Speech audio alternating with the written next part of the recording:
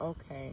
If you had to pick your favorite decade, like my favorite decade is the 1990s. Love that era. What would have been your favorite decade that you lived through? Because you lived through the 40s, the 50s, the 60s, the 70s. What was like that was like your time?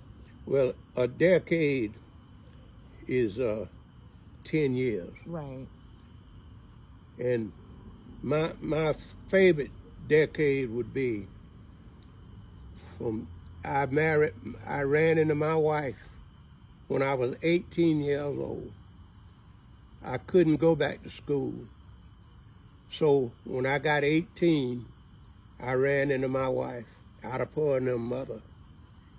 She was 14. And I courted her and this was in 1948 when I met her. I courted her until she got to be 16, and she got pregnant when she got 16. From 48 on until 58, that was my best decade, my wife. Oh, As long as I was a boy, coming up all the years I was a boy, I never seen a birthday. You know, like your mother cook your birthday cake and put candles on it, and y'all blow the candles out and all that. I never had that in my whole life. The only time I had ever seen a birthday cake was when I married my wife, and I went to work on that morning. I wasn't thinking nothing about it. And I came in that afternoon, I had a birthday cake. I didn't even know I didn't even know she knew it was my birthday. That's the first birthday cake I had ever seen. Wow. Yeah.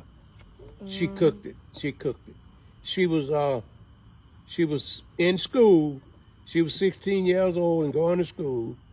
And I was fooling around with her, and I got her pregnant with Ida Pearl. That's who she was pregnant with, Ida Pearl. Okay, your daughter. Yeah, and the school teacher called. Back in those days, the school teachers didn't have cars and things like they got today. They always stay with somebody in that area if they was from other towns and countries. So the school teacher was living with a friend of ours, and she told my mama, tell Willie when he come in, I need to talk to him. So I went down there, and she said, Willie, I took Curly to the doctor today, and the doctor said she's 6 weeks pregnant. I said, pregnant? He said, yeah. Said she's 6 weeks pregnant. And back then, I don't know about everybody else, but I always wanted to be respectable. I wanted to respect everybody, and I because I was in a stage that I was not getting respect. But I wanted to do better to people than I was treated. So I went to her father, and told her, the teacher said, Curtis pregnant. I said, I want to marry her, make her a husband. And he slowed around about it, but he liked it me. He liked it me. And he feel like that I would be a good husband for her. She was too young, so he had to go sign for her. And back in those days, you had to be 21. My daddy had to sign for me. Oh, really? Wow. Yeah. So her father and my father, we all got in the car. I had a car. We all got in the car and we went to Georgia. And another thing, in those days, you had to take a blood test if you was gonna marry. Don't care how old you were. You had to take a blood test and wait 1 month.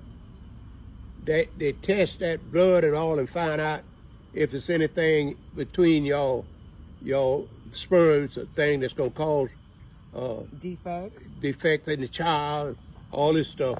And if it was anything, if they find anything, they tell you couldn't marry until you go through some kind of medical treatment, all that junk. So we didn't wait on that. We went to Georgia. They're married in Georgia. All they wanted was the money. $5. $5. I took that $5 to Georgia, and that woman married us. And she said, I put a gold sticker on your marriage license for $2.50. And I got her $2.50. That whole marriage cost me about $10.